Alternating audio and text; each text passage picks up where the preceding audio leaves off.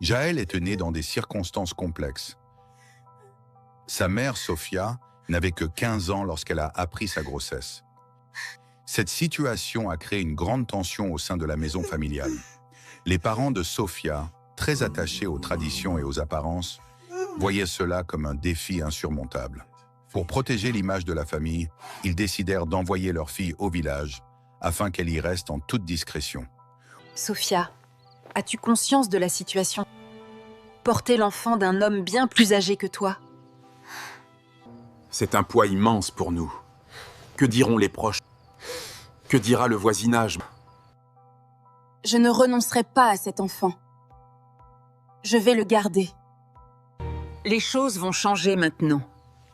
Nous allons organiser ton départ pour que personne ne soit au courant. Demain, tu pars pour le village. Là-bas, tu seras à l'abri des regards. Ici, ce n'est plus possible. Vous semblez plus préoccupé par le regard des autres que par ce que je ressens dans cette maison. On l'envoya donc vivre sa grossesse au village, car la famille craignait par-dessus tout les jugements et les critiques de leur entourage. Je préfère protéger mon bébé, même si je dois vivre en exil chez ma grand-mère. On me traite comme un secret qu'il faut cacher.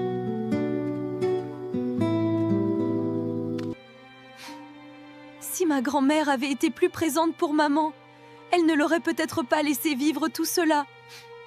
Derrière cette décision se cachait une histoire familiale bien plus ancienne. La mère de Sophia, des années auparavant, avait rencontré d'immenses difficultés. Désespérée, elle s'était tournée vers des forces mystérieuses dans l'espoir de changer son destin sentimental.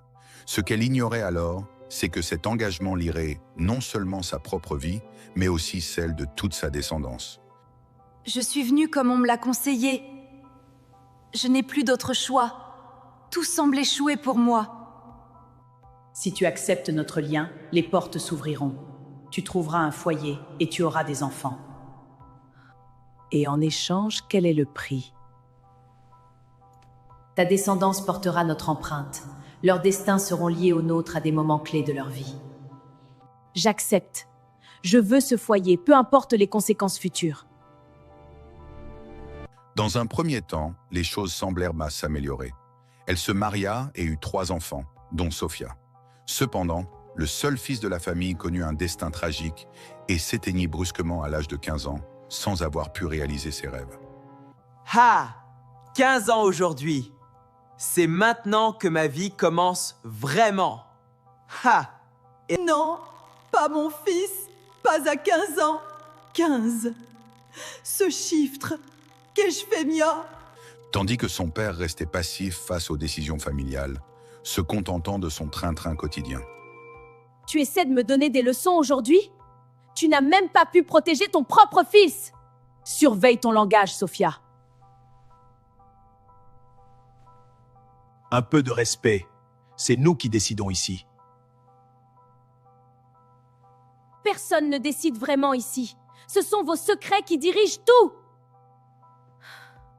Se sentant rejetée, Sophia chercha de l'attention ailleurs très tôt. C'était une jeune fille d'une grande beauté qui ne laissait personne indifférent. Es-tu certaine d'avoir l'âge que tu prétends?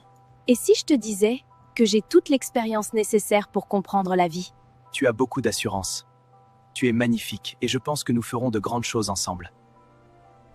Elle finit par s'attacher à cet homme de 20 ans, son aîné, et tomba enceinte de lui. C'était le père de Jaël. Ses parents s'opposèrent violemment à cette union. Cet homme pourrait être ton père! Il ne restera pas à tes côtés!